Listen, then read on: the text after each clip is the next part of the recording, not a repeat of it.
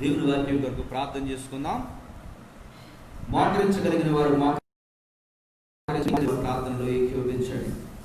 అత్యంత కృపాశక్తి సంపూర్ణుడు, మహాపరిశుద్ధుడు, మహాగణుడు అయిన మా ప్రియ పరలోకపు తండ్రి, వందనములు తండ్రి. కాలములు సమయములు మీ స్వాధీనం అందించుకొనొచ్చు దేవా.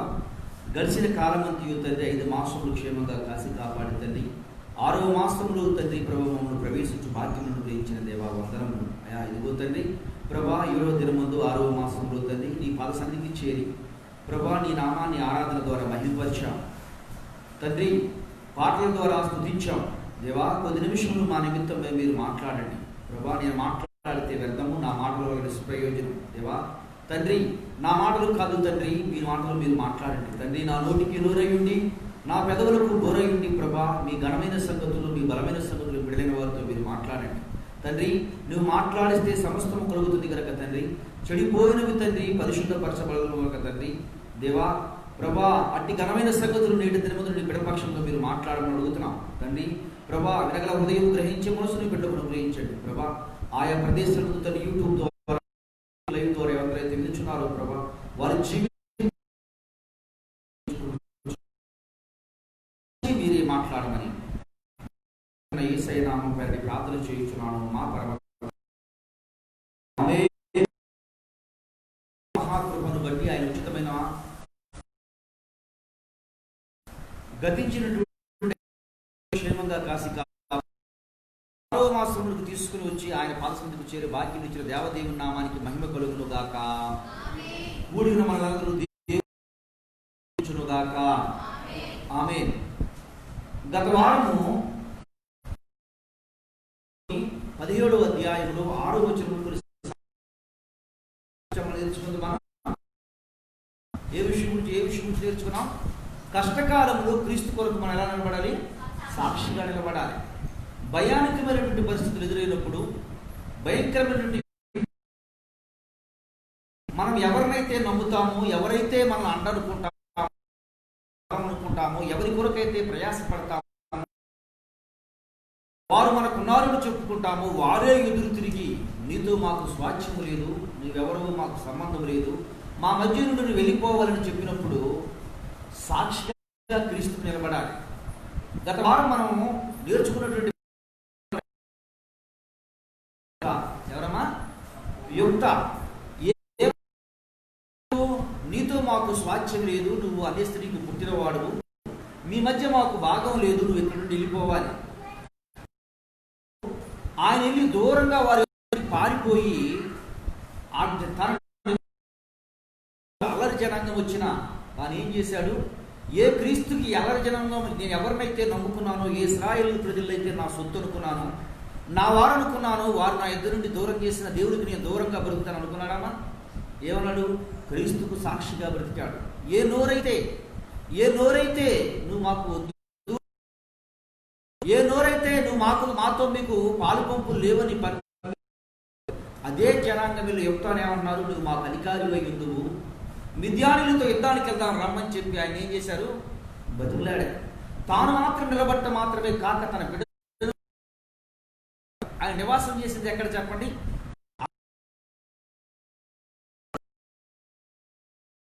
ఎదురుగా ఎవరైతే వస్తారో వారిని దేవునికి ఏం చేస్తారో, దేవునికి సమర్పణ చేస్తారో అని చెప్పినప్పుడు తాను ఒక్కటైన ఒక కుమార్తె తనకు ఎదురుగా వస్తే అప్పచెప్పాడు. చాలా మంది కోరుకుంటారు, ఒప్పుకుంటారు, వీడు పుట్టగానే దేవుని సేవకి ఇచ్చేస్తాం. చాలా మంది అనుకుంటారు పిల్లగా ఉన్నప్పుడు. కాలక్రమేణా భక్తులు కాదు 800 చాలా మందికి తెలుసు, అది చాలా మంది గుర్తిస్తున్నారు. దాన్ని పుట్టగానే చాలా భక్తులు అవుతారు అనుకున్నాం. కానీ కాలక్రమేణా ఏమవుతుందంటే చెడు స్నేహాలు, చెడు వారి మధ్య, అల్లరి జనాంగం మధ్య నివసించినప్పటికీ యుక్త భక్తి జీవితంలో ఏమాత్రం క్రీస్తుకి సాక్షిగా నిలబడ్డాడు తప్ప తన సాక్ష్యాన్ని వదిలిపెట్టలేదు. సాక్ష్యము క్రీస్తు కొరకు నేను బ్రతకాలి,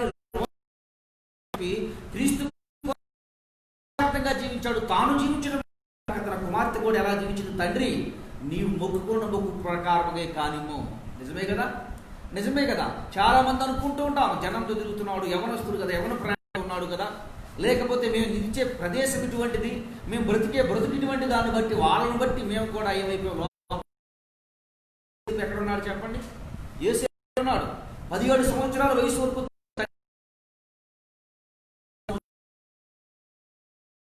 13 సంవత్సరాలు ఫరో ఇంట ఉన్నాడు. ఫరో ఇంట అనేకమైనటువంటి దేవతని పోగొట్టుకున్నాడా? విశ్వాస జీవితంలో వెనకడుగు వేశాడా? విశ్వాస జీవితంలో వెనక నడిచాడా? లేదు కదా. క్రీస్తుకు సాక్షిగా బ్రతికాడు. ఎందుకు ఈ మాటలు చెబుతూ ఉన్నానంటే, మోషే గారు ఎవరినైతే నమ్మాడో, ఎవరి కొరకైతే ప్రయాసపడ్డారో వాళ్ళే ఆయన్ని బాధపడుతూ ఉండగా దేవుడు చెప్పు, నీ సమీపంలో ఒక ఆ బండ మీద నువ్వు నిలబడు. ఆ బండ ఎవరు? క్రీస్తనే బండ. ఆ బండ మీద నిలబడు. ఆ ఆధారం చేసుకుని జీవించు. నేను నా జీవితంలో కుటుంబ పరిస్థితుల్లో బలహీన పరిస్థితుల్లో మనకు తీసుకురావచ్చు, కానీ బండ నుంచి మాత్రం నీ పక్కకి తొలగిపోవద్దు. బండ నుండి పక్కకి తొలగిపోయాడు. ఎవరు అంటే రాజుగా చేయబడినటువంటి సౌలు. రాజుగానేటువంటి సౌలు బండను ఆధారం చేసుకునక తనకున్నటువంటి జనాంగాన్ని ఆధారం చేసుకున్నాడు. తనకున్నటువంటి జనాంగాన్ని ఈరోజు కూడా దేన్ని ఆధారం చేసుకుంటున్నాము మనం అంటే బొద్దు జనాంగాన్ని ఆధారం చేసుకుంటున్నాం. దేవుణ్ణి వదిలేస్తున్నాం. మనకున్నటువంటి శక్తియుక్తుల క్రీస్తుకు దూరంగా బ్రతుకుతున్నాం. మనకున్నటువంటి దేవునికి దూరంగా బ్రతుకుతున్నాం. శక్తి సామర్థ్యాలను మనకు మా ప్రాముఖ్యం, అవే మనకు గొప్ప. నిలబడవలసిన క్రీస్తుని ఆధారం చేసుకుని బ్రతకవలసినటువంటి క్రైస్తవులైన వారని ఆధారం లేనటువంటి వ్యక్తులుగా కాలక్రమేణా మన దేవుని వాక్యం తెలియజేస్తున్నటువంటి గురువు సమీపము నిలబడు. దేవుని వాక్యం తెలియజేసింది నిజమే. ఈరోజు దేవదేవుడు మీతో మాట్లాడుతున్నాడు. ఎవరిని ఆధారం సాక్షిగా బ్రతుకుతూ ఉన్నాడు. ఎవరికి సాక్షార్థంగా జీవించాలి. కష్టం ఎదురైంది, బాధలు ఎదురైనాయి, అవమానాలు ఎదురవుతూ ఉన్నాయి, ఇబ్బందులు ఎదురవుతూ ఉన్నాయి, అపనిందలు మీ మీద పడుతూ ఉన్నాయి. ఎవరికి మీరు సాక్షిగా బ్రతుకుతున్నారు? ఎవరికి సాక్షార్థంగా ఎవరికి సాక్షార్థంగా బ్రతకడం కొరకు మీరు తీర్మానం చేస్తున్నారు? అయితే దేవుడికి సాక్షిగా నిలబడ్డారు. ఎంత అయితే క్రీస్తుకు సాక్షి నిలబడ్డారు. పరిస్థితుల్లో, క్రీస్తు ఎరిగినటువంటి పరిస్థితుల్లో అనేకులు నేటి క్రైస్తవుల్లో చేరినటువంటి వారు అన్ని సంబంధుల్లో అన్యులైన వారు అనేకులు హేళన చేసేవారు, అవమానపరిచేవారు, నిందలు పెట్టేవారు, పరిచర్య చేసే సేవకులు అవమానపరిచేవారు అనేకులు ఉంటూ ఉన్నారు. వారిని ఆశ్రయం చేసుకుని క్రీస్తుని ఆశ్రయం చేసుకుంటూ ఉన్నారు. క్రీస్తుని ఆధారం చేసుకుంటూ ఉన్నారు. క్రీస్తుని సాక్షార్థంగా ప్రభా నీవే మాకు సమస్తం అని చెప్పి ఆయన నామాన్ని మహిమ. నిజమే కదా. పరిచర్యకు వచ్చిన కొత్త ఎవరు ఆదరించిన వారు ఎవరు అందరూ అవమానపరిచిన వారే. మొన్నటి దినముందు మీరు ఎవరూ రాలేదు. అయినప్పటికీ కూడా ఎవరినైతే ఆధారం చేసుకున్నామో, ఎవరినైతే ఆశ్రయించామో ఆయన మీదే ఆశపడుతూ ఉన్నాం. ఇప్పుడు బైబిల్ కాలేజీలో కంప్లీట్ చేసినటువంటి వాళ్ళు అనేకులు ఫోన్లు చేసి చెప్తూ ఉంటే, అయ్యారు మీరు ఇచ్చిన సర్టిఫికెట్ని బట్టి గవర్నమెంట్ మమ్మల్ని పాస్టర్గా గుర్తించింది, మిమ్మల్ని ఇచ్చిన గవర్నమెంట్ బట్టి వాళ్ళు పాస్టర్గా గుర్తించి మాకు శాలరీ దేవుడు అనుగ్రహించాడని చెప్పాడు. ఎంత సంతోషమో, ఎంత ఆనందమో. ఎందుకంటే రకరకాల పనులు ఉంటాయి. మీరు అనుకోవచ్చు మా పనులే మాకు ప్రాముఖ్యమని. ఆదివారాన్ని దొంగిలించిన ఏ వ్యక్తి జీవితంలో కూడా ఆశీర్వాదం ఉండదు. నేను శపించట్లేదు, దేవుని వాక్యమే తెలియజేస్తుంది. దేవుని వాక్యం చెప్తుంది, మీ నోట శుభవచనాలే ఉండాలి తప్ప శాపవచనాలు ఉండకూడదు. అట్లా అని చెప్పి గద్దించుము, బుద్ధి చెప్పుము. నిత్యనూరు కొట్టుకుంటున్నా, నిత్యనూరు బాదుకుంటున్నా. క్రీస్తుకు సాక్షిగా బ్రతకాలి. మనమే సాక్షార్థంగా లేకపోతే రేపొద్దున నీ పక్కన ఉన్నటువంటి వ్యక్తి క్రీస్తు మనం వెళ్ళిపోతున్న అందరికీ తెలుసు కదా. ఎక్కడి నుంచి ఒక రోజు ఖాళీ చేయాల్సిన సమయం ఉంటుందని తెలుసు కదా అందరికీ. ఆ వ్యక్తి రేపొద్దున ఈ పాస్టర్ ఎంత మోపండి మీ మీద, ఈ పాస్టర్ ఎంతవరకు మీ కొరకు ప్రయాసపడేవాడు, మీ కొరకు ఎంతవరకు విజ్ఞాపన చేసేవాడే మీ పాస్టర్. కానీ రేపొద్దున మీరు నడిచే నడకను మీరు కొలిసే కొలత చొప్పున రేపొద్దున వాళ్ళు మిమ్మల్ని చూసి కొలుస్తారు. బహుశా నీ బిడ్డలే అయ్యి ఉండొచ్చు, నీ బిడ్డలే రేపొద్దున చెప్తారేమో, నీ కుమారులే చెప్తారేమో. ఈ మాటలు నుంచి వాళ్ళ ప్రదేశం వద్దుండి నీ భక్తి ఎలా ఉందో ఒకసారి జ్ఞాపకం చేసుకో. నీ భక్తిని చూసి నీ బిడ్డలే అవిధేయతలోకి వస్తున్నారేమో, అవిధేయలే బ్రతుకుతూ ఉన్నారేమో. రేపొద్దు నీ బిడ్డలే నీ మీద సాక్ష్యం చెప్తారేమో. మా నాన్న పెద్దవాడు, మా నాన్న మా అమ్మ పెద్దవారు, మా కుటుంబంలో మా తాత మా అమ్మ పెద్దవారు, వాళ్ళే క్రమంలో ఉంటే మాకు ఈ దుస్థితి వచ్చేది కాదు, వాళ్ళు నిలబడలేదు కాబట్టి నేను ఈ స్థితిలోకి వచ్చాను అనుకుంటున్నాను.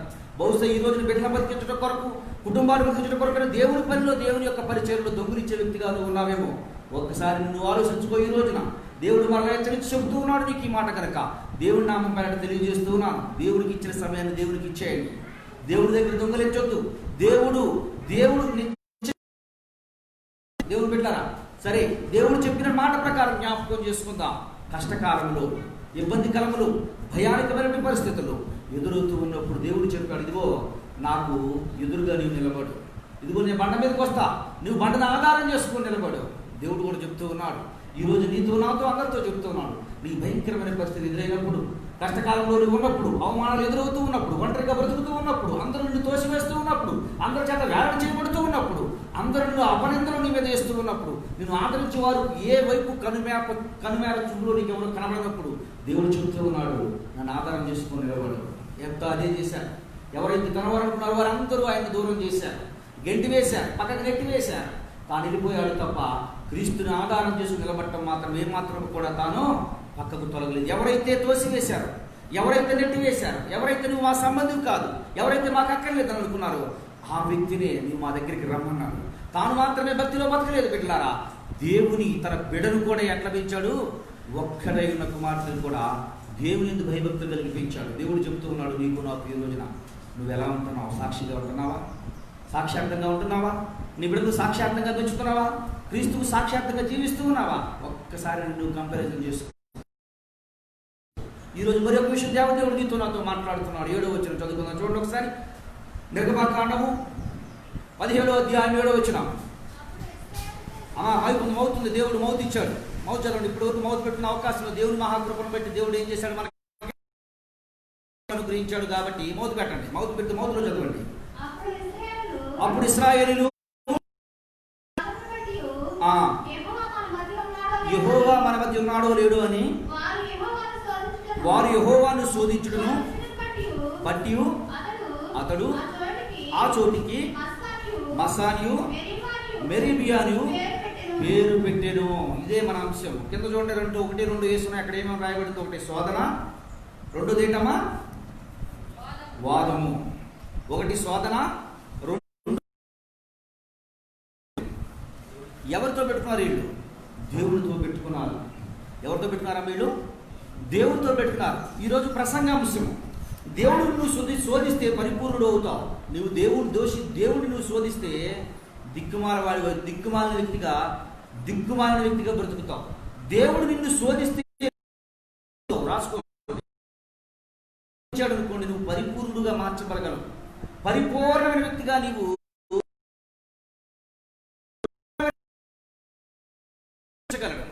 దేవుడు నిన్ను శోధించాడు అనుకోండి, పరిపూర్ణం వల్ల ఏమంటాం? నిప్పులో వేసిన బంగారం ఏ విధంగా అవుద్ది? పాత బంగారం తీసుకుని నిప్పులో వేస్తే ఏమవుతుంది?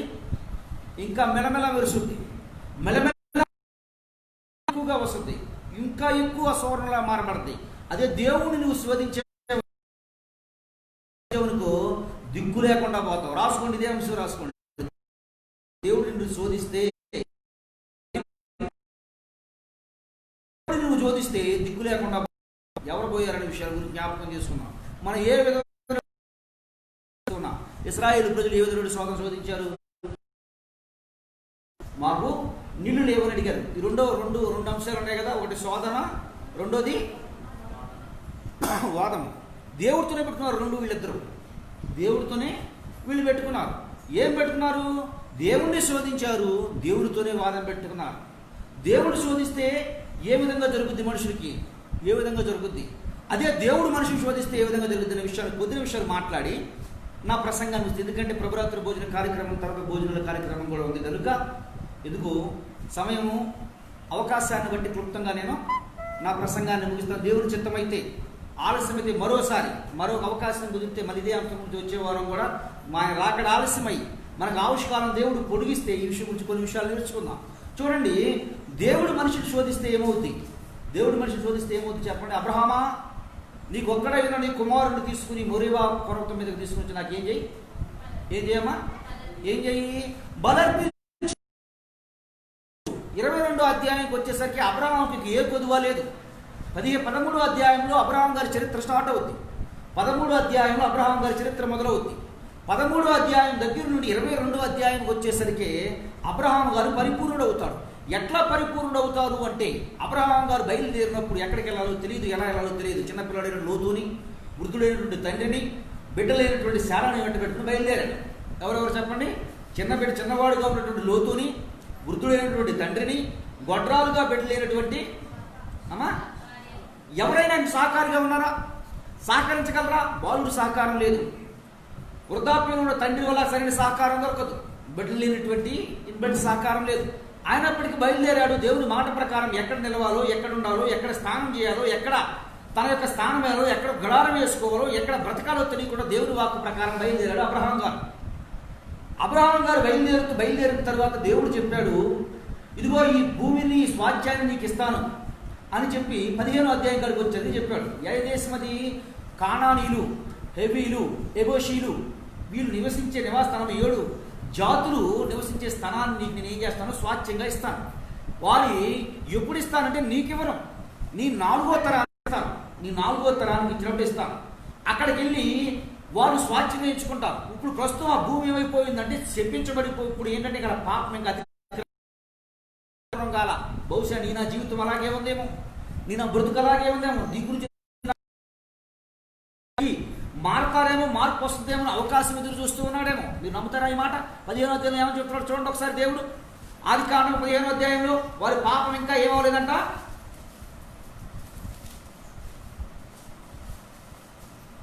చూడండమ్మా,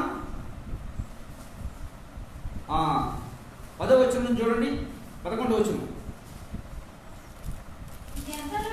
12 చూడండి, 11వ వచనం నుంచి. గ్రద్దలు ఇంకా కాలే వరము మీద వారినప్పుడు అబ్రహామును వాటి తొలివేసెను. మృదువుకి పోయినప్పుడు అబ్రహాము గాఢ నిద్ర కలుగుట్టెను. భయంకరమైన కటికి చీకటి అతని కనగా ఆయన నీ సంతానము తండ్రి కాని పరదేశమందు నివసించి ఆ దేశపు దాసులుగా నుందురు. వారు 400 ఏండ్లు వారి శ్రమ పెట్టెదరు. వీరు ఎవరికి దాసులు అడుగుదరో ఆ జన్మ నేను తీర్పు తీర్చిందును. తరువాత వారు మిక్కిలి ఆశతో బయలుదేరుదురు. క్షేమంగా పితరుల యొద్దకు పోయిదురు. మంచి వృద్ధాప్యం బాధ పెట్టదు. అమోరీయులు అక్కడ ఇంకను పరిపూర్ణము కాలేదు కనుక నీ 4వ తరము వారు అక్కడికి వచ్చేదరని నిశ్చయముగా తెలుసుకున్న అబ్రహాముతో చెప్పెను. ఎవరో పరిపూర్ణం ఇంకా పూర్తి అవ్వలేదు అంటాం. ఎవరి పాపం ఇంకా పూర్తి కాలేదు? ఎవరి పాపం ఇంకా పూర్తి కాలేదు? అమోరీయుల పాపం ఇంకా పరిపూర్ణం కాలేదు. అమోరీయుల పాపం ఇంకా పరిపూర్ణం కాలేదు అబ్రహామా అని చెప్పాడు. 15వ అధ్యాయం కాడికి వచ్చాక 13వ అధ్యాయం చరిత్ర స్టార్ట్ అవుతుంది. బయలుదేరమని చెప్పాడు. బయలుదేరమని చెప్పినప్పుడు ఇంకా బిడ్డలు లేరు ఆయనకి. అక్కడికి ఈ బిడ్డలు లేరు. కుటుంబంకి ఏమీ లేదు. ఒంటరిగా జీవిస్తున్నాడు, ఒంటరిగా బ్రతుకుతున్నాడు, ఒంటరిగా జీవిస్తూ ఉన్నాడు. ఒంటరిగా జీవించడం అంటే ఎవరు? తన తండ్రి అప్పటికి మృతి పొందాడు. లోతుతో పాటు శారమ్మ గారితో పాటు అబ్రహాం గారు. దేవుడు వాగ్దానం చేశాడు, నిన్ను ఆశీర్వదిస్తాను, దీవిస్తానని చెప్పాడు. ఇంకా ఏమీ లేదు, శూన్యంగా ఉన్నాడు. తర్వాత 15వ అధ్యాయానికి వచ్చాక ఏ లోతు అయితే నమ్ముతాడో ఆ లోతు అతని నుంచి ఎడమెళ్ళిపోతాడు. ఎడమెళ్ళిపోయిన తర్వాత 14వ అధ్యాయం మొత్తం దోసుకుని సమకూర్చి సిద్ధపరిచి రెడీ చేసి ఎన్ని చేసుకుని లోతు తన దగ్గర నుంచి వెళ్ళిపోయినప్పుడు అబ్రహాం మాట మాట్లాడతాడు, నీ గర్భంలో నుండి నేను పుట్టిస్తాను అని. తరువాత 15వ అధ్యాయం, 16వ అధ్యాయం, 17వ ఒకసారి మనం చూడగలిగినట్లయితే 18వ అధ్యాయం వచ్చరికి లోతు సుధమ గోమర పాపం అనేది పడి పాపం సంహారం చేస్తే సుధమ గోమర నుంచి ప్రజలు వెళ్ళిపోతారు, నాశనం అయిపోతారు. అప్పటికి 21వ అధ్యాయానికి వచ్చేసరికి దేవుని బిడ్డలారా ఇక్కడ తాను ఎవరినైతే అప్పటి వరకు మాట అయిందో, అప్పటి వరకు విధేయత చూపిందో, తన మాటకి ఏమాత్రము ఎదురు చెప్పకుండా బతికిందో శారమ్మ గారికి ఒక ఆలోచన పడుతుంది. నీకు బిడ్డలిస్తానన్నారు, నా గర్భం చూస్తే వృద్ధాప్యం ఉందన్నాను, వృద్ధురాలైపోయాను, నువ్వు పంచి నా దాసి అయినటువంటి హాజరును తీసుకుని ఆవిడ వివాహం చేసుకో, ఆయన ద్వారా వచ్చే బిడ్డలు నాకు బిడ్డలు కలుగును అని చెప్పినప్పుడు, బిడ్డలు పుట్టినప్పుడు దేవుడు చెప్తూ ఉన్నాడు, నేను నీ సంతానాన్ని ఇస్తాను తప్ప వాగ్దాన ప్రకారం నీ గర్భంలో నుండి, మృతతల్లి వైపు నుండి నీ గర్భంలో నుండి నేను కుమారుడు నీకు అనుగ్రహిస్తానని దేవదేవుడు తెలియజేసినప్పుడు ఆ కుమారుడు తనకు పుట్టినప్పుడు వీళ్ళిద్దరూ కలిసి ఆడుకుంటున్నప్పుడు పెద్దవాడైనటువంటి ఇస్మాయేలు చిన్నవాడైనటువంటి ఇస్సాకును హేళన చేసి అపహాస్యం చేస్తూ ఉన్నప్పుడు దేవుడికి శారమ్మ కోపం వచ్చి వాళ్ళని వదిలిపెట్టేసి వచ్చినప్పుడు ఇక ఈ కుమారుడిని భయభక్తులు కలిగి పెంచమన్నాడు. భయభక్తులు కలిగి పెంచుతూ ఉన్నప్పుడు దేవుడు ఏ వాగ్దానం అయితే చేశాడో, ఏ వాగ్దానం అయితే దేవుడు ఇచ్చాడో, ఏ వాగ్దానం కొరకు అదే వాగ్దానం దేవుడు అతనికి అనుగ్రహించినప్పుడు దేవుడు ఇప్పుడు ఏమని శోధిస్తున్నాడు? 22వ అధ్యాయం వచ్చరికి ఏమని శోధిస్తున్నాడు చూస్తారా ఒకసారి? 22వ అధ్యాయం మొదలు వచ్చిన నుంచి చూడండి. 22వ అధ్యాయం మొదలు వచ్చిన నుంచి చూడండి ఒకసారి. తర్వాత దేవుడు అబ్రహామును శోధించెను, పరిశోధించెను. ఎట్లనగా అబ్రహామా, నీకొక్కడైనా నీ కుమారుని తీసుకుని మొరిబా, ఎక్కడికమ్మా, ఏ పర్వతం మీదకమ్మా అమ్మా, ఏ పర్వతంలోకమ్మా, ఏ పర్వతంలోనికి, ఏ పర్వతంలోనికి చెప్పండి, ఏ పర్వతం అది? మొరియా పర్వతం. నాకేం చెయ్యి, బలిగా అర్పించు, బలిగా అర్పించు. ఈ విషయం గురించి ఇంకా లోతుకి వెళ్తే ఇక్కడే ఆగిపోతాను కనుక నేను ముందుకు వెళ్తాను. చూడండి, శోధించాడు, పరిశోధించాడు అబ్రహాముని దేవుడు. అబ్రహాము పరిశోధించాడు. ఎట్లా శోధించాడు? ఎన్నో రోజుల నుంచి నువ్వు ఆ జాబ్ కొరకు ఎదురు చూస్తున్నావు, ఎన్నో రోజుల గురించి ఆ మనిషి కొరకు నువ్వు ఎదురు చూస్తున్నావు, ఎన్నో రోజుల నుంచి ఆ పిలుపు కొరకు ఎదురు చూస్తున్నావు, ఎంతో టైం నుంచి ఆ మాట కొరకు ఎదురు చూస్తూ ఉన్నావు. ఆ మాట నీకు వచ్చేసింది. ఆ జాబ్లో నీవు ఉన్నావు, ఆ ఉద్యోగంలో నీవు ఉన్నావు, ఆ పనిలో నీవు ఉన్నావు, ఆ పనిలో నీవు విజయం సాధించడానికి ఇంకా పాకులాడుతూ ఉన్నావు, ప్రయాసపడుతున్నావు, ఆరాటపడుతూ ఉన్నావు.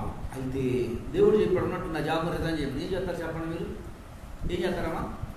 దేవుడు ఉన్నట్టుండి దేవుడు నా జాబ్ రిజైన్ చేయమన్నాడు. ఏం చేస్తారు చెప్పండి? దేవుడా నీకు దండం, నీకు దండం. నేను ఇన్ని రోజులు బట్టి దీని కొరకు ఎదురు చూస్తే, ఇన్ని రోజులు బట్టి ఈ యొక్క పంట కొరకు ఎదురు చూస్తే, ఉదాహరణగా చెప్తున్నాను, 4 రోజులు మీరు కష్టపడితే మీకు జీతం వచ్చింది. ఆ జీతం మొత్తం ఖర్చు పెట్టి దేవుడు గొప్ప మీటింగ్ పెట్టి పత్రికలు పంచిపెట్టి అందరికీ పంచిపెట్టమని చెప్పి ఒక పాస్టర్ గారికి ఇమ్మని, ఆ పత్రికలు మొత్తం ప్రింట్ చేసి తీసుకొచ్చి పాస్టర్ గారికి ఇమ్మని చెప్పాడు. నువ్వేం చేస్తావు చెప్పండి? ఏం చేస్తావు? ఏం చేస్తారమ్మా? ఏం చేస్తారు? అదే శోధన, అదే పరిశోధన.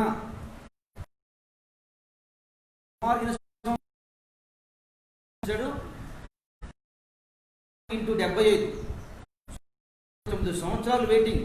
ఎవరి కొరకు? ఈ యొక్క ఇస్సాకు కొరకు. 49 సంవత్సరాల తర్వాత వెయిట్ చేసిన తర్వాత అప్పుడు కుమారుడు పుడితే, ఆ కుమారుడిని బట్టి సంతోషిస్తూ ఉంటే, భయభక్తులు కలిగి ఆయన ప్రార్థన దేవత చూపుతూ ఉంటే, ఆ కుమారుని బలం అంటే దేవుడు చేసిన వాగ్దానాలన్నింటి గుర్తు రావాలి కదా అబ్రహాం గారికి. ఏం చెప్పావు ప్రభా నాకు? నువ్వు ఏం చెప్పావయ్యా? నువ్వు నాతో నా సంతానాన్ని ఇస్తానని చెప్పావా? ఇస్మాయిల్ని సంతానానికి అతని ద్వారా కాదు, ఇస్సాకు ద్వారా నేను ఆశీర్వదిస్తానని చెప్పావా? ఇన్నే బలం అంటున్నావు.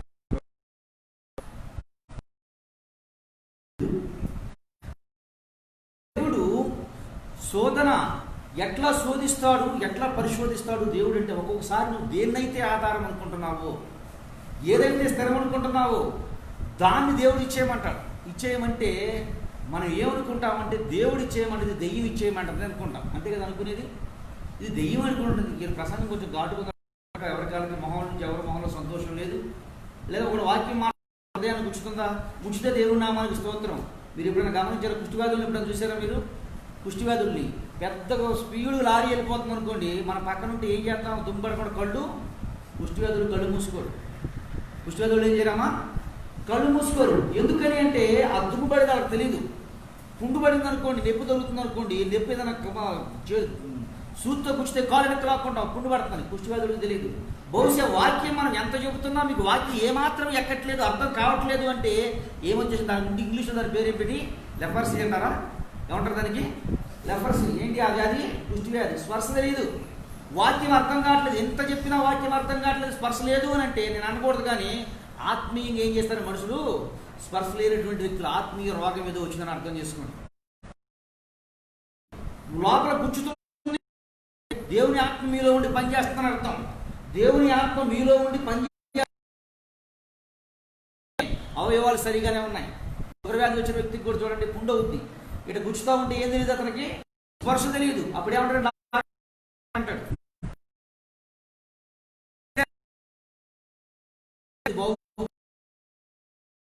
మీకు ఎవరైనా గుచ్చుకుంటున్నా మీరు మిమ్మల్ని బాగు చేస్తే బాగుపడతారు. ఏమాత్రం స్పర్శ లేకుండా ఆ చెప్పుకొని వెళ్ళిపో, మేము వినుకుంటా వెళ్తానే, టైం అయిపోయిందా ఎట్లా కూర్చుంటారని అనుకున్నారు. లేకపోతే ఏమో ఇంకా తిరుగుకుంటా నాశనం చేసేస్తుంది. నీ భక్తి జీవితంలో ఇప్పుడు కూడా నీకు అర్థం కాకుండా అదే నువ్వు చెడిపోతావు, నీ భర్త, నీ కుటుంబం చెడిపోతే, దేవుడి సంఘమే పాడైపోతే, దేవుడి నామం పెట్టిన వారు అందరూ పాడైపోతారు. దేవుడి బిడ్డ జాగ్రత్తగా గమనించండి.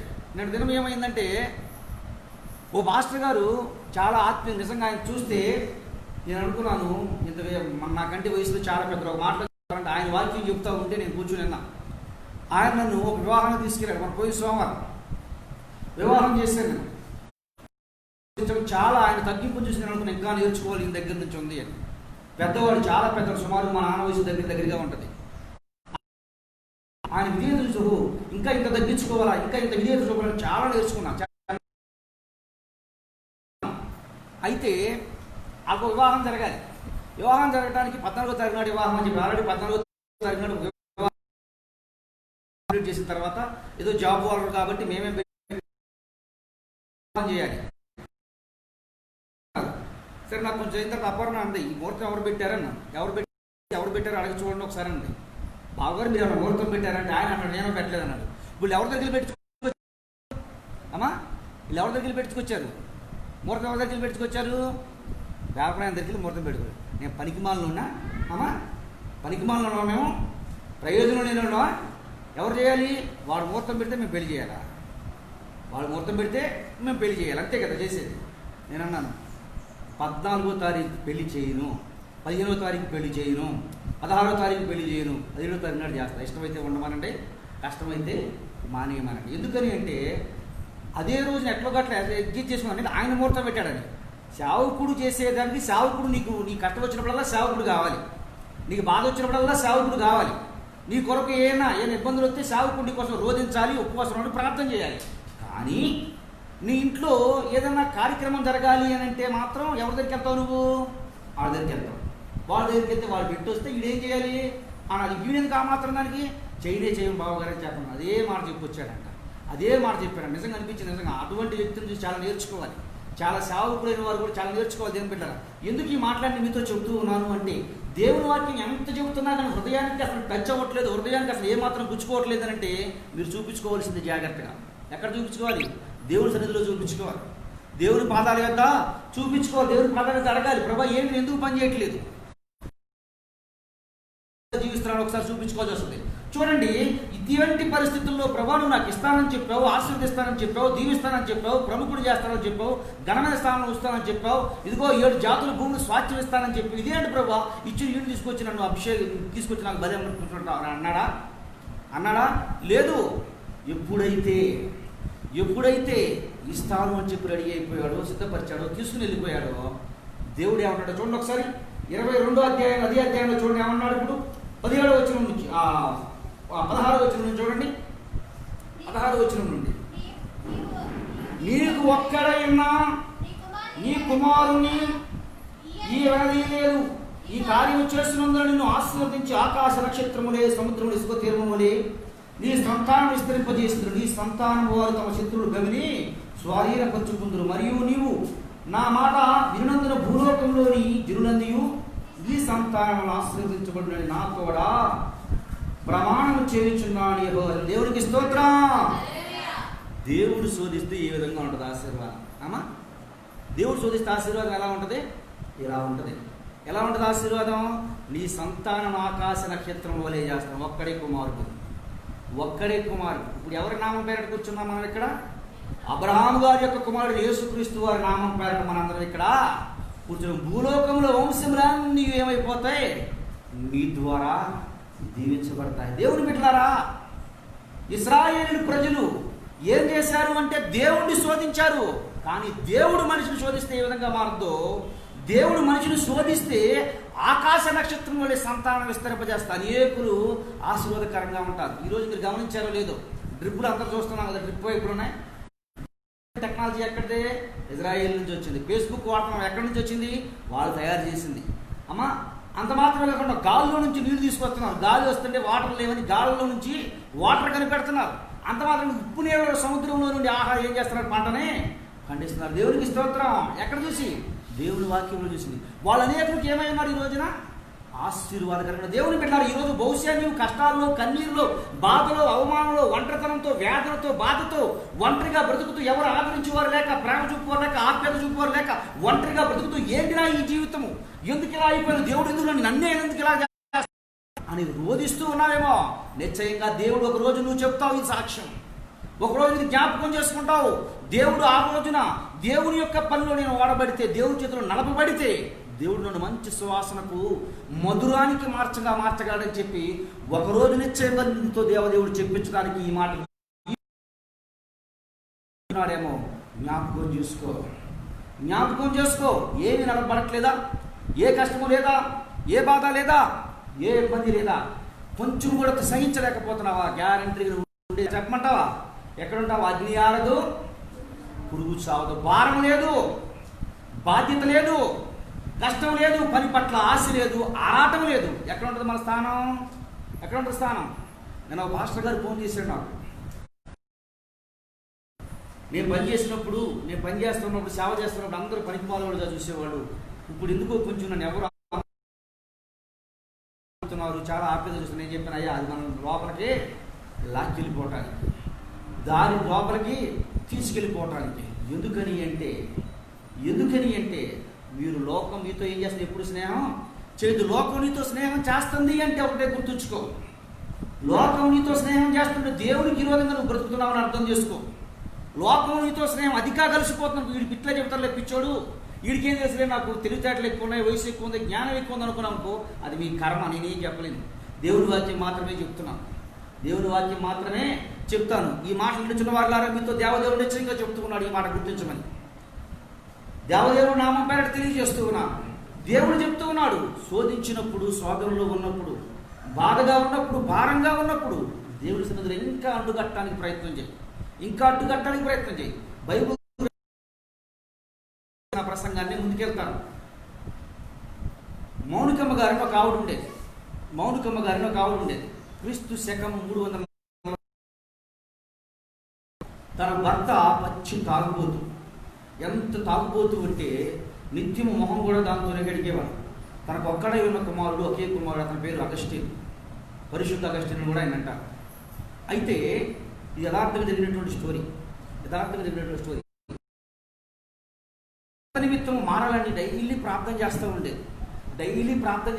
ఆ తల్లి ఎంతగా ప్రార్థన చేసేది అంటే, తను ఏ స్థలం ముందు నుండైతే గచ్చు మీద ప్రార్థన చేసిందో ఆ గచ్చు యొక్క అచ్చులు కింద దిగిపోయాడు. అంతగా ప్రార్థన చేసేదంట.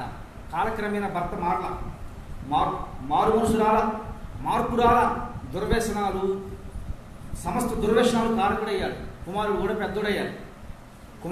పెద్దోడయ్యిన తర్వాత తండ్రి కంటే ఘోర పాపాత్ముడుగా మారిపోతూ ఉన్నాడు. అయ్యా, ఇన్ని రోజుల నుంచి నీ సన్నిధిలో నేను మొరపెడుతున్నా, ఇన్ని రోజుల నుంచి విజ్ఞాపన చేస్తూ ఉన్నా, ఎంతగానో రోధిస్తూ ఉన్నా, నా నా కుమారుడు కూడా ఈరోజు ఏమైపోయాడు, నా భర్త కంటే మారిపోయాడు. ఏమిటి ప్రభు అని అడుగుతూ ఉంటే, ఒకనొక దినమందు భయంకరమైనటువంటి విపత్తు తనకు ఎదురైనప్పుడు, యేసు ప్రభువుని అంగీకరించినప్పుడు ఒకనొక దినమందు తాను అప్పటి వరకు పాపం చేసినటువంటి స్త్రీ పిలుస్తాడు, అగస్టిన్ అని పిలుస్తూ ఉంటే, నేను అప్పుడు ఉన్నటువంటి ఆవుని అగస్టిన్ చెప్తూ ఉన్నాడంట, నువ్వైతే ఇప్పుడున్న అగస్టిను అప్పుడున్న అగస్టిను కాదు. ఈ అగస్టిన్ ఎవరు? కొత్త అగస్టిను, ఆ అగస్టిను కాదు అన్నాడట. దేవుని బిడ్డలారా, విషయం గమనించండి. తల్లి చేసినటువంటి ప్రార్థన, తల్లి చేసినటువంటి విజ్ఞాపన, ఇప్పుడు అగస్టిన్ అనే పేరు ఎవరో ఏమని పలుకుతారు? పరిశుద్ధ అగస్టిన్. దేవుడికి స్తోత్రం. దేవుడు శోధిస్తే, దేవుడు శోధనలో ఉంటే నువ్వు పరిశుద్ధంగా మార్చగలవు, పరిశుద్ధమైన వ్యక్తిగా నియమించగలవు, పరిశుద్ధమైన వ్యక్తిగా నీవు బలపరచగలవు, పరిశుద్ధుడిగా నీవు మార్చబడగలవు. దేవుని బిడ్డలారా, అదే దేవుణ్ణి శోధించినటువంటి కొందరు వ్యక్తుల గురించి ఈరోజు నేను తెలియజేస్తాను చెప్పి గబగబా చెప్పి నా ప్రసంగాన్ని ముగిస్తాను. చూడండి, మత్తయి సువార్త 16వ అధ్యాయం 1వ వచనం. 16వ అధ్యాయం. అప్పుడు పరిసయ్యులను సద్దుకయ్యులను వచ్చి ఆయనను శోధించుటకు ఒక సూచక్రియను తమకు చూపించమని ఆయన అడుగగా, ఆయన ఇట్లనెను, సాయంకాలమున మీరు వర్షము కురియననియు, ఉదయమున ఆకాశం ఎర్రగాను మబ్బుగాను ఉన్నది కనుక నేడు గాలివాన వచ్చిననియు చెప్పుదురు కదా. మీరు ఆకాశ వైఖరిని వేచింపుదురు గాని ఈ కాలమున వివేచింపని దేవుని సంగతుల గురించి మీకు ఆలోచన కలిగిన దేవుని వాక్యం తెలియజేస్తూ ఉంది. శాస్త్రులు పరిసయ్యులు అమ్మాదినమ్మా సద్దుకయ్యులు, శాస్త్రులు పరిసయ్యులు సద్దుకయ్యులు. శాస్త్రి అంటే ఎవరు? సకల శాస్త్రం తెలిసినటువంటి వాడు శాస్త్రి. ఈ శాస్త్రిని గురించి బైబిల్ గ్రంథంలో ఎక్కడ మనం చూస్తామంటే ఎజ్రా గ్రంథంలో వస్తుంది. సకల తెలిసినటువంటి దేవుని ధర్మశాస్త్రంలో సకల శాస్త్రం తెలిసినటువంటి శాస్త్రి ఎవరు అంటే ఎజ్రా ఉంటుంది. ఆ తర్వాత ప్రభువైన యేసు వారు పుట్టిన హెరోదు రాజు యూదుల రాజుగా పుట్టినవాడు ఎక్కడా అని పుడతాడు అని అడిగినప్పుడు వీరు ధర్మశాస్త్రాన్ని పూర్తిగా పరిశీలించి యెరూషలేములో పుడతారని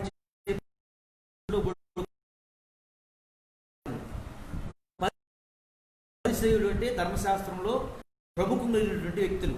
సద్దుకయ్యులు వీళ్ళు కూడా అదే కోవకు చెందినటువంటి సద్దుకయ్యులు, శాస్త్రులు, పరిసయ్యులు వ్యక్తులు, ప్రముఖులైనటువంటి వ్యక్తులు. ఇప్పుడు మన భారతదేశంలో పార్లమెంట్ ఉంది కదా, పార్లమెంట్లో 540 మంది ఎంపీలు ఉన్నారు. 540 మంది ఎంపీలు ఉన్నారు. ఈ 540 మంది ఎంపీలు దేనికి ప్రాతినిధ్యం చేస్తారంటే పార్లమెంట్లో ఉన్నటువంటి ఆ యొక్క పార్లమెంట్ మెంబర్లు. పరిసయ్యుల జాతికి సన్నెడ్రెక్ అనే సభ ఉండేవారు. ఆ 70 మందిలో ఈ పరిసయ్యుల జాతికి చెందినటువంటి వారు కూడా కొందరు ఉన్నారు. దేవుని బిడ్డలు ఇక్కడ గమనించండి. వీళ్ళందరూ కలిసి వచ్చి యేసుని అడుగుతున్నారంటే ఏమని అడుగుతున్నారు? సూచక్రియ చేయి చూద్దాం, నువ్వు దేవుడి కుమారుడు అయితే. అమ్మా సూచక్రియ చేయి, దేవుడి కుమారుడు అయితే చూద్దాం.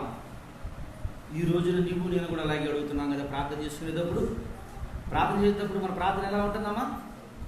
మన ప్రార్థన ప్రభా ఈ కార్యం చేస్తే నేను నీకు ఇంక ఎక్కువగా అయితే మామూలుగా అయితే లోబడి ఉండవు అనమాట. నువ్వు ఎంతవరకు లోకంలో జరిగే సంగతులు లోకంలో జరిగే సంగతుల గురించి ఆలోచిస్తున్నావు తప్ప క్రీస్తు నీ నిమిత్తము నీ కొరకు వచ్చిన విషయాలు మాత్రం గుర్తించట్లా. శాస్త్రులకి ఏం తెలుసు?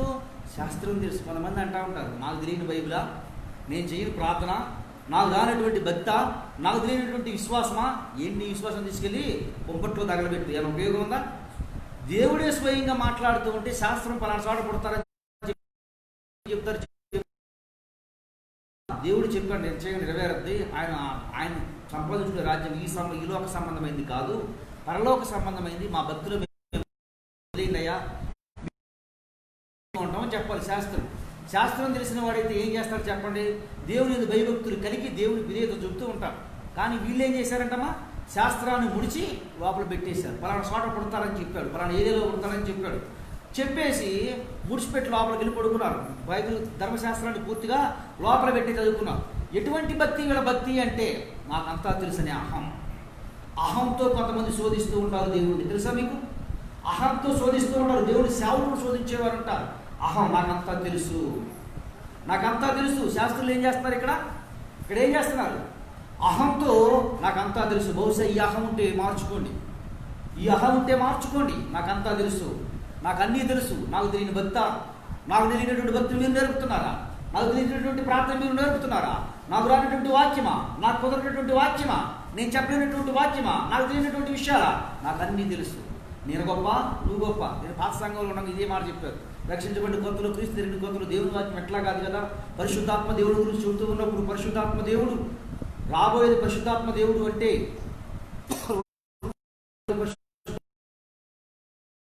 సంఘం మీద ఉన్నాడు అని అంటే కొంతమంది అన్నారు, నన్ను చెవులు ముందా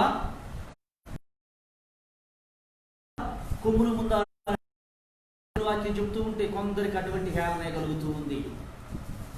ఎవరైనా శోధించేవాడు శాస్త్రం తెలిసిన వాడు ఉన్నారు, లోకంలో అధికారులు ఉన్నవారు ఉన్నారు, లోకంలో చాలామంది గొప్పవారు అనుకుని చెప్పి చేసుకునేవారు ఉన్నారు. వీళ్ళందరూ వచ్చి డైరెక్టర్ యేసయ్యను శోధిస్తూ ఉన్నారు. ఈ రోజున అహం హృదయంలో పెరిగిపోయి నాకు అన్నీ తెలుసు, నాకంతా తెలుసు, నాకు సమస్తం తెలుసు, నాకు తెలియదంటూ ఏమీ లేదని చెప్పి శోధించే వ్యక్తులు. దేవుడు చెప్తూ ఉన్నాడు, నన్ను నువ్వు శోధిస్తే ఏమైపోతావంటే నిష్ప్రయోజనమైన వ్యక్తిగా మిగిలిపోతావు. అది నేను నిన్ను శోధించాను అనుకో, నువ్వు సోదరులా మారబడతావు. 2వ వచనం చూసుకుందాం చూడండి. 12వ అధ్యాయం 13వ వచనం నుంచి 15వ వచనం వరకు మార్కు సువార్త 12వ అధ్యాయం 13వ వచనం నుంచి 15వ వచనం వరకు తొందరగా చెప్పేస్తాను, ఎందుకంటే సమయం లేదు కనుక. వారు ఆ మాటల్లో ఆయన్ని సుఖపరచవాలని పరిసయ్యులను హేరోదీయులను కొందరిని ఆయన యొద్దకు తీసుకుని వచ్చి వారు వచ్చి, బోధకుడా, నీవు సత్యవంతుడు అని, నువ్వు ఎవరిని లక్ష్య పెట్టవాడు అని మేము ఎరుగుదుము. నీవు మోమాటం లేనివాడవని, దేవుని మార్గమును సత్యముగా బోధించువాడు అని కైసరుకు పొందించుట న్యాయమా కాదా అని మాతో చెప్పమని ఆయన్ని శోధించుచూ ఉండిరి. ఏం చేస్తారంట? వాక్యం బాగా చెప్తున్నాడు, మాటలు బాగా చెప్తున్నాడు. సరే, నేను సేవకులను అనటం గురించి అని కాదు, కానీ దేవుడు ఒక మాట చెప్పాడు. సరే, దేవుని వాక్యం చెప్పాడు, ఒక భక్తుడు చెప్పినటువంటి మాట. ఎందుకనంటే నిజమైన భక్తి జీవితము ఎక్కడ కనపడుతుందంట? నిజమైన భక్తి జీవితం ఎక్కడ కనపడుతుందంటమ్మా? ఎక్కడ కనపడుతుంది? ఎక్కడ కనపడుతుంది చెప్పండి. అంటే నేను అసలు ఆ మాట ఎప్పుడు చెప్పలేదు, ఇప్పుడు చెప్పడానికి కూడా ఇష్టపడినా. ఇక్కడ యేసు ప్రభు అడిగారు కాబట్టి చెప్తూ ఉన్నాను. యేసు ప్రభు ఏం చెప్పాడు? చాలామంది పాస్టర్లను చూసి ఏమంటారంటే, వాడు మాస్టర్ అయ్యాడు అంటే 5,000 డబ్బులు అవుతాయా? ఇక్కడ కూడా ఒక అబ్బాయి అన్నాడు కమలాపురంలో, నీకెందుకు డబ్బులు, కరువుగా బియ్యం నీకెందుకు, అమెరికా నుండి కొన్ని డబ్బులు వస్తాయి కదా వెళ్తాను. నేను తిరుపతి నుంచి నీకు ఎన్ని డబ్బులు పంపించారన్న. తిరుపతి నుంచి నాకు ఎందుకు పంపిస్తారు? మరి అమెరికా నుంచి నాకు ఎందుకు పంపిస్తారు? నేను అమెరికా నేను తెలుసా? అమెరికాలో నేను తెలుసా? మరి ఎందుకు పంపిస్తాడు? మరి తిరుపతి నువ్వు మరి యేసు ప్రభువుని ఎందుకు నమ్ముకున్నావు? నువ్వు తిరుపతి ఎందుకు వెళ్తున్నావు అంటే ఎందుకు వెళ్తున్నావు తిరుపతి? నువ్వు దేవుడిని చూడటానికి. మరి నువ్వు ఎందుకు చర్చకి వెళ్తున్నావు? నేను దేవుడిని చూడటానికి. అదేంటి, ఇది మన దేశం దేవుడు కాదు కదా. నీ దేశం కూడా ఏడ్చింది 543 సంవత్సరాలు గెలిపితే ఇది ఒక దేశం. ఒక మాటలో చెప్పాలంటే ఒకప్పుడు మన రాష్ట్రం ఒక దేశం. ఎందుకంటే మన భాష ఇంకో దేశంలో ఇంకో రాష్ట్రంలో లేదు. ఉందా? గుజరాత్ మాట్లాడు గుజరాత్ మాట్లాడతారు, బెంగాలీ మాట్లాడు బెంగాలీలో మాట్లాడతారు. ఇట్లా 543 సంవత్సరాలు కలిపితే ఒక రాజ్యం, ఒక దేశంగా అప్పుడు ప్రధానమంత్రిగా ఉన్నటువంటి, ఆ ప్రధానమంత్రిలో మంత్రిత్వం చేసినటువంటి సర్దార్ వల్లభాయ్ పటేల్ గారు రాష్ట్రాన్ని అన్ని రాష్ట్రాన్ని కలిపి ఒక దేశంగా ఏకోపించి 543 దేశాన్ని ఒక దేశంగా మారిస్తే ఈరోజు భారతదేశం అయింది. అమ్మా, ఇక్కడ ఏసై దగ్గరకు శోధిస్తూ ఉన్నా. నీకు ఎక్కడి నుంచి వస్తున్నాయి డబ్బులు? ఎక్కడి నుంచి వస్తాయి? యేసు ప్రభు ఇస్తాడు. యేసు ప్రభు దగ్గర నుంచి కలుగుతాయి. ఇక్కడ అంటూ ఉన్నారు, ఏమని చేస్తూ ఉన్నారు అంటే, కైసరుకు పొందియాల వద్ద చెప్పు. వాక్యం బాగా చెబుతున్నాం, మాటలు బాగా చెబుతున్నాం, దేవుడి గురించి గొప్పడు అని చెబుతున్నాడు. ఇక్కడ ఏమని చెప్తున్నారు ఈయన? అప్పుడు వరకు ఏమని చెప్పాడు? వాక్యం బాగుంది, వాక్యం చాలా బాగుంది, చాలా బాగా అర్థమవుతుంది, చాలా ఎనుగుతూ అవుతూ ఉంది. కొంతమంది మరణ అంటారు, ఏమని అంటారు అంటే, దేవుడు చాలా మంచివాడు, దేవుడు చాలా గొప్పవాడు, దేవుడు గొప్పవాడు. కానీ క్రైస్తవులు ఉన్నారే మంచోడు కాదు, క్రైస్తవులు ఉన్నారే వాళ్ళు మంచోడు కాదు. ఇప్పుడు ఈయన అడిగే మాటకి ఆయన అడిగే మాటకి రెండింటి కంపారిజన్ సరిపోతుందమ్మా? యేసు ప్రభువుని అడిగే మాటకి ఈరోజు మనల్ని అడిగే మాటకి సరిపోతుందా? మొన్న ఇదే అనుభవం నాకు ఎదురయ్యింది. దేవుడు మంచోడే కానీ మరి ఎవరు చూడమంటున్నాడు ఏసై ఇక్కడ? కైసరుకు అప్పచెప్పు, దేవునికి అప్పచెప్పు.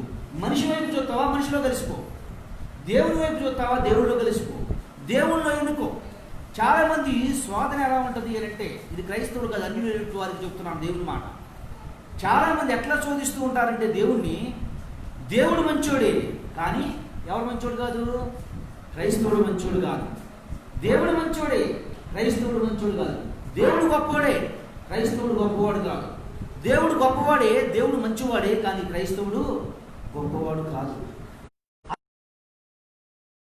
యేసు ప్రభువుని ఏం చేస్తూ ఉంటుంది? శోధిస్తూ ఉంటుంది. వాక్యం అన్నీ క్రమంగా వచ్చేస్తాయి. కానుకల విషయం కాడికి వచ్చేసరికి ఏమనిపిస్తుంది చెప్పండి? కానుక గురించి చెప్తున్నాను అనుకోవద్దు, దేవుని వాక్యం వచ్చింది కాబట్టి చెప్తున్నాను. కానుక కాడికి వచ్చేసరికి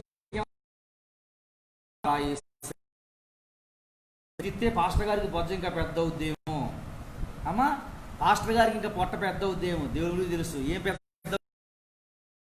తెలుసు, దేవుడికి తెలుసు. ఏమీ లేకపోతే వెళ్ళి నువ్వు 3.5 సంవత్సరాలు వర్షం కురుస్తుంది ఆ మాట ప్రకారం చెప్పు అంటే చెప్పి వెళ్ళి హేరోదు వాగు దగ్గర ఉంటే కాకులతో ఆహారాన్ని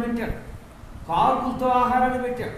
దేవుని బిడ్డలారా, చాలా మంది ఇదే ఆలోచన. ఒకటి, నువ్వు ఆశీర్వదించబడాలి అంటే, దీవించబడాలంటే, దేవుళ్ళు రావాలి అంటే దేవునికి ఇచ్చేయి. లేదు నాకు ఇదే ఇంకొక విషయం, కొత్త నిబంధనలో దశంభాగం అనే పదం లేదు. మరి ఎంత ఉంది? నీ మనసుకు నిశ్చయించిన కొలది ఇచ్చే. ఎట్లా ఇచ్చేస్తావు? ఎవరైతే ఇష్టపూర్వకంగా సనుగు కొనక సంచయ పడక ఇంత ఇవ్వాలా అంత ఇవ్వాలనుకోకుండా ఇచ్చారనుకో, దేవుడు అంతగా ఆశీర్వదిస్తాడు. దశమభాగం అనే పాఠము పాత నిబంధనలు. ఇంకో మాట చెప్పాలంటే దశమభాగం పాత నిబంధన ధర్మశాస్త్రానికంటే ముందే ఉందా? ఎక్కడుంది? షాలేము రాజుకి ఏం ఇచ్చాడంట? 10వ వంతు ఇచ్చాడు. నేను కాను గురించి చెప్తాను, దయచేసి ఎవరు అనుకోవద్దు. నా గురించి చెప్పే ఆలోచన నాకు లేదు. దేవుడు నిజం చెప్తున్నాను, ఇంత చిన్న సంఘమైన సర్వ సమృద్ధిని దేవుడు నాకు ఇస్తూ ఉన్నాడు. కాకపోతే అన్నీ చెప్పి ఈ విషయం కాడ ఆలస్యం చేయకూడదు, ఈ విషయం కాడ నేను తప్పిపోకూడదు కనుక మాత్రమే చెప్తున్నాను. ఈ విషయం కాడ నిర్లక్ష్యం చేయకూడదు మాత్రమే చెప్తున్నాను. హెచ్చుగా ఇచ్చిన వాడిని దేవుడు ఏం చేస్తున్నాడు? హెచ్చుగా దీవించాడు. తక్కువగా ఇచ్చిన వాడిని దేవుడు ఏం చేస్తాడంట? తక్కువ. హెచ్చు కూర్చున్న వానికి ఎక్కువ కాలేదు, తక్కువ కూర్చున్న వానికి తక్కువ కాలేదు. ఇక్కడ ఏ సైన్యం ఏమంటున్నారు ఇది చెప్పండి. వాక్యం బాగా చెప్తున్నారు, వాక్యం కాడికి వచ్చేసరికి ఇది పని ఏమైపోతుంది? అయిపోతూ ఉంది. 3వ విషయం చూసుకుందాం, చూడండి. 10వ అధ్యాయం లోకస్వార్త 29 నుంచి 25 వచనం. 25 వచనం.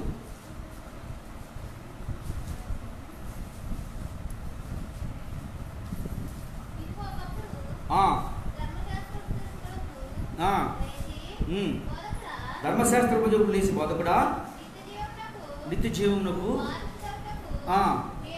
నేను ఏం చేయవలనని ఆయనను శోధించుచు ఆయన అడిగిను. అందుకైనా ధర్మశాస్త్రం అందేమి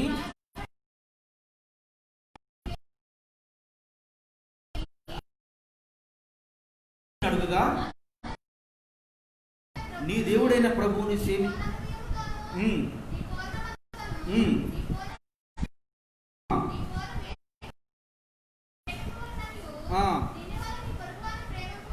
నిలువలి నీ పొరుగు ఆయన చూసి ఏమన్నాడు? 29వ వచనంలో ఏమన్నాడు? అయితే కనబరుచుకున్న వల్లని అతడు అవునుగాకని నా పొరుగువాడెవడని యేసును అడిగిన భక్తిని కానీ దాని శక్తిని కానీ ఎరక్క కొంతమంది ఏంటంటే డబ్బా భక్తి ఉంటుంది. ఈ భక్తి పేరు ఏం పేరు అంటే డబ్బా భక్తి. ముందు దేవుని దగ్గర సొదగొడుతున్నాడు. ఇప్పుడు యేసు ప్రభు చెప్పాడు, నీ వల్లే నీ పొరుగువాడిని ప్రేమించండి అని అడుగుతున్నాడు. నా పొరుగువాడు ఎవరయ్యా ఎందుకని అడుగుతున్నాడు? నా పొరుగువాడు ఎవడు? పొరుగువాడు ఎవడమ్మా? పొరుగువాడు ఎవడు? దేవుని వాక్యం కింద యేసు ప్రభు చెప్తూ ఉన్నాడు, ఇదిగో యెరికోను యెరూషలేము నుండి ఒక వ్యక్తి ఏమవుతుంది, వాడిని కొట్టి వాడి దగ్గర మొత్తం దోసుకుని వెళ్ళిపోయారు. అప్పుడు ఒక పక్కకు దొరికి వెళ్ళిపోయాడు. రెండో వ్యక్తి ఎవరమ్మా? మంచోడమ్మా. అమ్మా పరిసేయుడు అంటే యేసుప్రభు. పరిసేయుడు అంటే యేసుప్రభు. ఒకడు వెళ్ళిపోయాడు. తర్వాత ఇంకోటి వెళ్ళాడు, దేవాలయం పెద్ద. ఇంతలో పరిసేయుడు ఒకడు వెళ్ళాడు. చూసి అతన్ని తీసుకొని కట్టుకట్టి తన గాడి మీద ఎక్కించుకొని పూటకోళం అని ఇంటికి తీసుకెళ్ళి 2 కాసులు ఇచ్చి ఇతను కూర్చి జరిగి ఎంతైతే ఖర్చు చేసామంత తిరిగి నేను ఇస్తాను.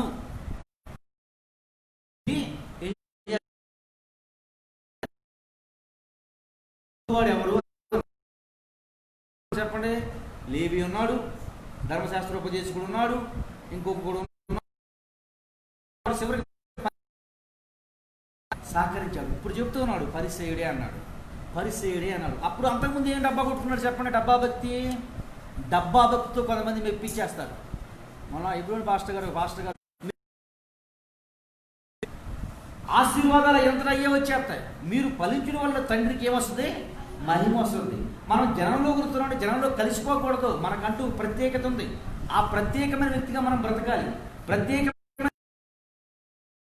మనం జీవించాలి. వాళ్ళలో కలిసిపోయి ఎలిసిపోయే వ్యక్తులుగా మనం ఉండకూడదు. దేవుని వాక్యం తెలియజేస్తుంది. ఇతను చెప్తూ వచ్చి అంటున్నాడు, అయ్యా నిత్య జీవం కావాలంటే నేను ఏం చేయాలి ప్రభా? దేవుడు అడుగుతున్నాడు వచ్చి. దేవుడు ఎన్ని చేయాలని అంటే ఎన్ని నేను చేస్తూనే ఉన్నానే, ఎన్ని నాకు తెలిసే. భక్తి జీవితంలో మాత్రం మాకంటే గొప్పోళ్ళు లేరు, మాకంటే అదుగులు లేరు. 10 మంది వాక్యం తీసుకుంటారు. వాక్యం చెప్పడం వాళ్ళకే తెలీదు, వినే వాళ్ళకే అర్థం కాదు. ఇక్కడ చూడండి, యేసు ప్రభువుని ఎట్లా శోధిస్తూ, నేనే భక్తుణ్ణి. మన వ్యక్తి అంటాడు, ఏమని అంటున్నాడంటే ప్రార్థన చేస్తానంటాడు నాన్న. ఈ వ్యక్తి కూడా కలిసి ప్రార్థన కలిగింది. ఈ వ్యక్తి నీతిమంతుడు కాదు అంటా ఉన్నాడంట. మా అయ్యా నాకు ఏడుపు ఎందుక చచ్చిపోయేది ఎవరంట? చిన్న ప్రార్థన. ఇది ప్రార్థన ఏంటిరా అంటే మేము క్రైస్తవం. చూసుకోండి, దేవుడు ఏం చెప్పి ప్రేమించు. వారిలో నీకు క్షమాపణ వాడి దేవుని వాక్యం చెప్తూ ఉంది. ఏమని చెప్తూ ఉందంటే రోమిలకు రాసిన పత్రిక 12వ అధ్యాయం 20వ వచనం నుంచి 23వ ఉంటే ఆహారం పెట్టుకుంటే దాహం చేసి చేత అతని మీద అతను నీవు గెలువు. ఇంకా అతను నీవు శత్రువు అయ్యాడనుకో, నువ్వు చేసిన మేలును బట్టి నా తల మీద ఏం పెట్టినట్టు కుంపట నిప్పులు పోసినట్టు ఉండదంట. పక్క తీర్చుకున్నట్టు నా పని మీరు చెప్తూ ఉంది. చూడండి, ఇక్కడ చెప్తూ ఉన్నాడు, ఇంత మాటలు కాదు, అంతంత మాటలు కాదు, ఓ గొప్ప గొప్ప భక్తి విశ్వాసంతో పరిపూర్ణుడైపు చెప్తూ ఉన్నాడు. ఎవరికి చెప్తున్నాడు? బోధ ఎవరు చేస్తున్నాడు? మీరు వెళ్ళి ఎవరు బోధ చేస్తున్నాడు? కొంతమంది ప్రార్థన చేస్తుంటే బయలుదేరుతున్నా ప్రభా, నాకు ప్రయాణం సుఖవంతం చేయి ప్రభా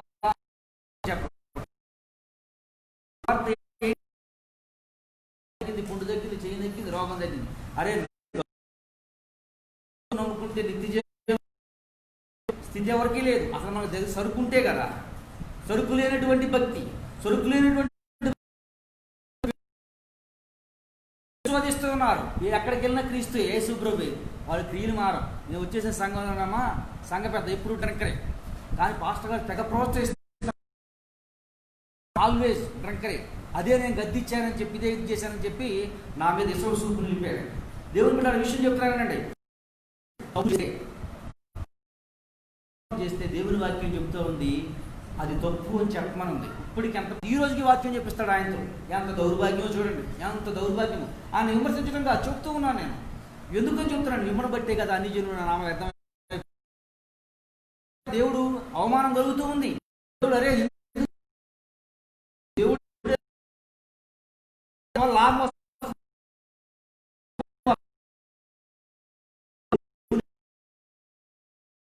జీవితాన్ని చూసి తప్పు చేస్తే తప్పును ఖండించే, తప్పు చేస్తే నువ్వు పొరపాటు చేస్తున్నావని చెప్పి బుద్ధి చెప్పు. ఇంటి ఆత్మను సంపాదించు, లేకపోతే శంకరగాను పాపిగాను వదిలేయమని దేవుడు ఇనకపోతే వదిలేయమని అదే పనిగా చేస్తూ ఉంటాడు. ఒకరోజు అన్నాడమ్మా, నువ్వు చెప్తూ ఉన్నాను దేవుడు గొప్ప కూడా, దేవదాసాయి గారు గొప్ప ముఖ్యం చేస్తూ ఉన్నాడు. బహుశా మన సంఘంలో కూడా పైకి కనపడకటువంటి దొంగ హృదయాలు ఎవరికైనా ఉన్నాయేమో మార్చుకోండి. ఇవాళ ఏంటి పాస్టర్ గారు నా మీద పట్టడం కాదు, శోధించే లక్షణాలు ఉన్నప్పుడు ఒక ఇంకో రకంగా, ఇంట్లో ఉండగా రకంగా కనపడకపోవచ్చు. కానీ ఎవరు చూస్తున్నారు? ప్రతిఫలం ఇచ్చేవాడు దేవుడు, అన్ని గ్రహించేవాడు దేవుడు, అన్ని చూస్తున్నాడు. ఆయనకు మరో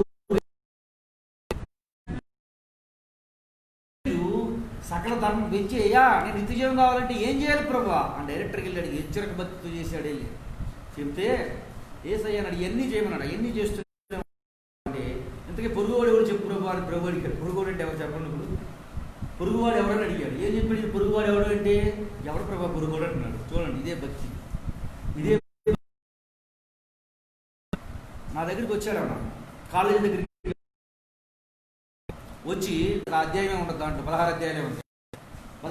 17 అధ్యాయం 6వ వచనంలో ఏముంది చెప్పన్నా, ఏదో ఉందా మాస్టర్ గారు అన్నాడు. సరే ఆలోచించుకుని బైబిల్ చెప్పండి అన్న.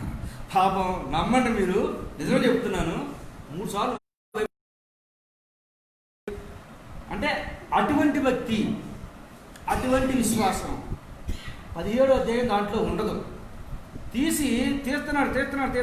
అయ్యారు నా దగ్గర ఎందుకు అయ్యారు మీరు చెప్తారు, ఎందుకు చెప్తారు? మీకు ఏదో కావాలి, వచ్చారు, తీసుకుంటే వెళ్ళండి, అంతే తప్ప నా దగ్గర ఎందుకు అయ్యారు? మీ దగ్గర భక్తి, మీకు భక్తి ఉంటే మీ ఇంటికాడ రాసుకోండి, లేదా మీ సంఘంలో చూపించండి, మీ క్రియలను బట్టి చూపించుకోండి.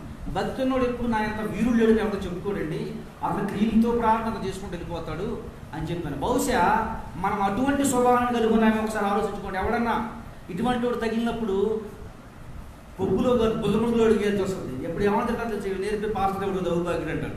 పాస్టర్ కాబట్టి నేను పాస్టర్ ఏమనలేకపోయాను, వీళ్ళకి ఇప్పుడు ఏ పాస్టర్ కూడా నేర్పేది అంటారు. మీకున్న భక్తిని బట్టి క్రియల్లో చూపించండి, అంతే తప్ప డబ్బా కొట్టుకునే భక్తి మనకు వద్దు. చివరి ఇంకో మాట చూసుకున్నాం చూడండి, యోహాను సువార్త 7వ అధ్యాయము 6వ వచనం. 8వ అధ్యాయం 6వ వచనం. నేరం మోపవారిని ఆయన శోధించుచు ఎవరినమ్మా జ్ఞానం మోప ఎవరి మీద నేరం మోపాలని చూస్తున్నది వీళ్ళు? ఎవరి మీద? యేసయ్య మీద నేరం మోపడానికి చూస్తున్నారంట కొంతమంది. ఇలా మా బతుకు తయారడానికి కారణం ఎవరు? యేసయ్యే. మనం చేసే క్రియలను బట్టి అంటారు. ఎవరినంటారా చెప్పండి ఎప్పుడన్నా? ఇట్లా బతుకు సీన్ కూడా అనేవాడు. అప్పుడు ఏమని అడిగేవాడు అంటే, యేసుప్రభు నాకు ఏం పని చేసాడు చెప్పు అనేవాడు. ఏమన్నాడు? యేసుప్రభు నాకు ఏం పని చేసాడు చెప్పు అనేవాడు. సరే, దేవుని మహాకృపను బట్టి భారతీయులు స్త్రీలు సక్రంగా మందిరానికి వస్తున్నాను అనుకోండి, యేసుప్రభు నాకు ఏం పని చేసాడు చెప్పండి అనేవాడు. చూడండి, ఇక్కడ అంటూ ఉన్నారు. ఏమంటూ ఉన్నారంటే, ఎదటోడిని వీళ్ళు దెబ్బ కొట్టుకొని తిరిగి ఏం చేయాలి? వీళ్ళు యేసయ్య కొట్టాలి. కానీ యేసుప్రభు ఏం చెప్పాడు? అతను నీకు మిత్రులుగా చేస్తా. నువ్వు చెడిపోయావా? అంతగా నేను ఆశీర్వదిస్తావు. ఒక దినమంది నేను బయటకు వచ్చినప్పుడు నన్ను పదే పదే ఏడిపిస్తున్నారు ఒకళ్ళు. ప్రభువా, వాళ్ళంతగా ఏడిపిస్తున్నారు కనుక అయ్యా, వాళ్ళు ఏడిపించి నా మీద రాళ్ళు వేస్తున్నారు. ఆ రాళ్ళును ఇదిగో నా మీద ఎందుకు వేసావు అని వాళ్ళని అడగకుండా ప్రభు అని ప్రార్థన చేసుకున్నా. నిజంగా దేవుని బట్టి చెప్తున్నాను. నన్ను ఏడిపించి పదే ఏడిపిస్తున్నారు, పదే బాధ పెడుతున్నారు, పదే చేస్తున్నారు. ప్రభు, వాళ్ళు నన్ను తిట్టినా కానీ నన్ను ఎందుకు తిడుతున్నారు అని వాళ్ళని అడగడానికి కూడా అవకాశం లేకుండా నాకు పని ప్రభు అని ప్రార్థన చేసుకున్నాను. దేవుని యొక్క మహాకృపను బట్టి అది కాలక్రమేణా ఎవరైతే హేళన చేశారో వాళ్ళందరినీ దేవుడు ఏం చేశాడు? ఈ రోజున చేశాడు. దేవునికి స్తోత్రం, దేవునికి స్తోత్రం. దేవుని బిడ్డలారా, ఇక్కడ అంటూ ఉన్నారు, ఒక అమ్మాయి తప్పు చేసి పాపం చేసింది. దేవుని వాక్యం రాళ్ళు వేయమంది. మమ్మల్ని కూడా మేము కూడా ఏం చేయాలి? రాళ్ళు వేస్తానికి వచ్చాం. నువ్వేం చేయమంటావు చెప్పు. యేసయ్య ఏం చెప్పాడు? మీలో తప్పు లేకపోతే మొట్టమొదట రాయి. బలహీనుడు, శక్తిహీనుడు, బలము లేనివాడు మన మధ్య ఎవరైనా నివాసం చేయడానికి వస్తే, మనతో బ్రతకడానికి ఎవరైనా ఇష్టపడితే, మన మధ్య ఉంటే వారికి శక్తి సామర్థ్యం లేదు కదా అని చెప్పి సరిపోతుంది. దేవుని వాక్యం చెప్తూ ఉంది. వాళ్ళు ఆడుకోవటం మాత్రమే కాకుండా కొంతమంది ప్రార్థన చేస్తారు. ఏమైనా ప్రార్థన చేస్తున్నారు చెప్పండి? యేసయ్యతో ఇప్పుడు ఏమైనా ప్రార్థన చేస్తారమ్మా? ప్రభువా, దేవుని వాక్యం ఇట్లా ఏం చేయమంటావు? ఏం చేయమంటావు? అంతేనమ్మా అనేది. అంతే కదా అడిగేది. యేసు ప్రభుతో ప్రార్థనే కదా మాట్లాడుతామంటే. యేసు ప్రభుతో ఏంటి మన ప్రార్థన? ఎవరితో మాట్లాడుతున్నామమ్మా? దేవుతోనే కదా మనం మాట్లాడేది. మనం మాట్లాడేది ఎవరితో? కానీ వీళ్ళు మాట్లాడే మాటలు చెప్ప స్వాగతం.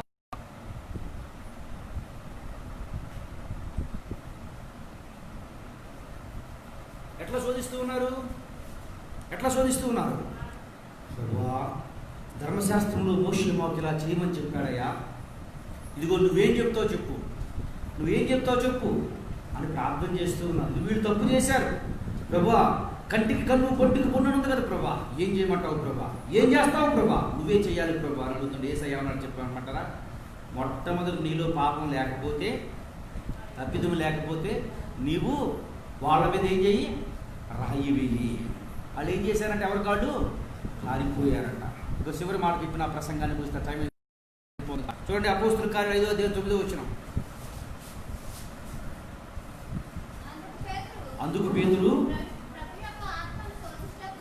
ప్రభు యొక్క ఆత్మను శోధించుటకు మీరెందుకు ఏకోపించిద్రని, ఇదిగో నీ బెరపిని పాతి పెట్టిన వారి పాదములు ఇక్కడనే ఉన్నవారు చెప్పి ఆ స్త్రీతో చెప్పాడు. ఆ స్త్రీ పేరు అనని సెపోరా. ఏంటి వీళ్ళు శోధించిన? దేవుని మీద ఒక తీర్మానం తీసుకున్నారు.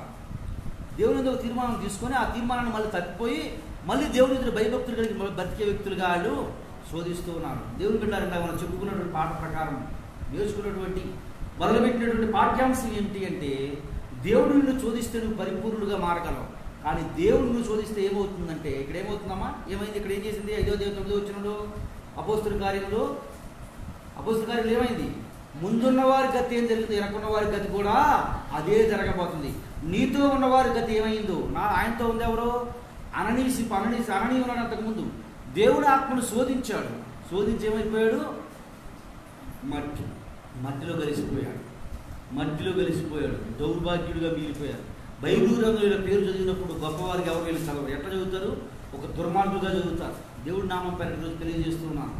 నీ శోధన, దేవుడిని శోధిస్తే నువ్వు పరిపూర్ణుడిగా మార్చగలవు, పరిపూర్ణమైన వ్యక్తిగా మార్చుతావు. కానీ దేవుడిని నువ్వు శోధించావనుకో, ఎన్ని శోధనలు ఉన్నాయి చెప్పండి? దేవుడు ఎందుకు శోధిస్తున్నారు? మొట్టమొదటి శోధన ఎట్లా శోధిస్తున్నారమ్మా? మొట్టమొదటి ఎట్లా శోధించారు వాళ్ళు? ఏమన్నారు? మొట్టమొదటి ఏమన్నారు? అన్నీ మాకు తెలుసు, అన్నీ మాకు తెలుసనే శోధన. యేసు ప్రభువు రెండోది ఏంటంటే వేషధారణతో కూడినటువంటి శోధన. మూడో శోధన స్వరీతితో కూడినటువంటి శోధన. నాలుగో శోధన ఎటువంటి శోధన? వాక్యం నాకు తెలుసు, అన్నీ మాకు వచ్చు అని చెప్పే శోధన. ఇటువంటి శోధనలు కనుక మనం కలిగి ఉన్నామంటే, ఇది శోధనలు చెప్పండి ఒకసారి. మొట్టమొదటి శోధన ఏ శోధన? ఎవరన్నాడు యేసు ప్రభు దగ్గర మొట్టమొదట? ఆకాశం సూచక్రియలు చూపు, ఆకాశం సూచక్రియలు చూపు. స్వస్థత జరిగితేనే మీరు యేసు ప్రభుని నమ్ముతా, ఇది జరిగితేనే యేసు ప్రభువుని నమ్ముతా. ఇటువంటి లక్షణాలను కలిగి ఉంటే, ఇటువంటి స్వభావాన్ని కలిగి ఉంటే, నీకు ముందు వ్యక్తి ఏమైపోయాడు? దౌర్భాగ్యుడిగా మిగిలిపోయాడు. మీరు కూడా దౌర్భాగ్యుడిగా మిగిలిపోతుంది. దేవుని వాక్యం ఒకసారి ప్రభువును శోధించే వ్యక్తులుగా ఉన్నామా, ప్రభువు చేత శోధింపబడే వ్యక్తులుగా ఉన్నామా ఆలోచించుకోండి. వచ్చే వారం దేవుడు చిత్తమైతే ఇంకో విషయాల గురించి నేర్చుకున్నాం. ఈ వారం దేవుడు చెప్పింది మాకందరితో మాట్లాడి ఏ మాట ఎదుగునా? శోధన.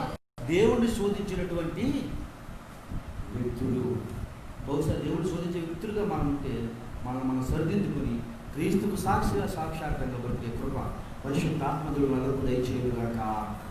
ఆమేన్. మహిమాన్వితుడు మహాగరుడైన వందనములు స్తోత్రము ప్రభా. ఎత్తబడిన వాక్యాన్ని జ్ఞాపకం చేసుకోనండి.